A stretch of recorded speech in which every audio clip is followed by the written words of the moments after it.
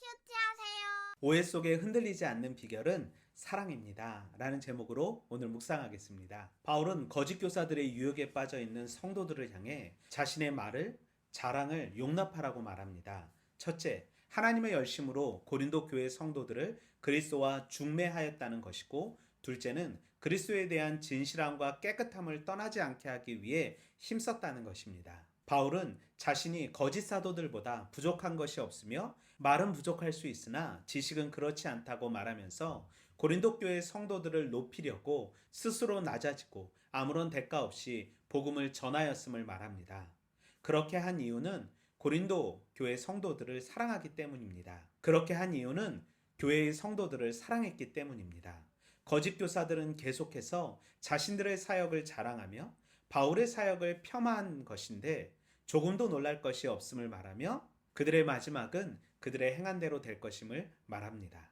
거짓 교사들은 교회에 들어와 그들의 태생인 유대교의 신자로서 예루살렘 혹은 교회의 추천서 등의 인간적인 조건으로 자기 권위를 세우고 바울의 권위를 폄하하였습니다. 이런 문제는 당시 새로운 학파가 어느 도시에 정착하는 과정에서 기존 학파를 비판하는 일은 다반사였습니다. 갈라디아 교회에서도 거짓 교사들 때문에 어려움을 당했기 때문에 바울은 이번에는 적극적으로 개입합니다. 우리는 본문 속에서 열심의 근원이 하나님임을 알게 하시는 하나님, 그리스도를 향하여 진실하고 깨끗하길 원하시는 하나님, 그리스도의 진리로 하나님의 복음을 깨닫기 원하시는 하나님, 오해와 핍박 속에서도 자신의 사명을 이어가길 원하시는 하나님을 발견할 수 있습니다. 바울이 자신의 사역을 다른 이들처럼 자랑할 수밖에 없었던 이유는 교회가 전혀 분별하지 못하였기 때문입니다.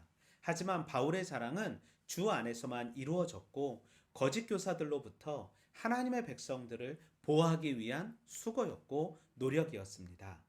깨달지 못해도 깨달을 때까지 자신을 변명한 이유는 그들을 사랑했기 때문이고 그들을 하나님의 사랑으로부터 떨어지게 할 수 없었기 때문입니다.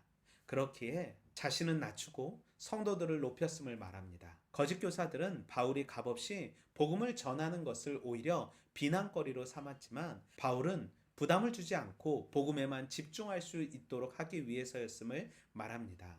하지만 거짓 교사들은 무능해서 돈을 받지 못했고 몰래 착취하고 있다고 오해를 하고 있었습니다. 그러기에 바울은 물질에 대한 입장을 정확히 말할 필요가 있었고 그 말을 기록하고 있는 것입니다. 어떠한 오해와 거짓 속에서도 바울은 복음과 자신의 사명에 대해 흔들리지 않고 진실함과 정직함으로 성도를 사랑하고 있음을 고백합니다.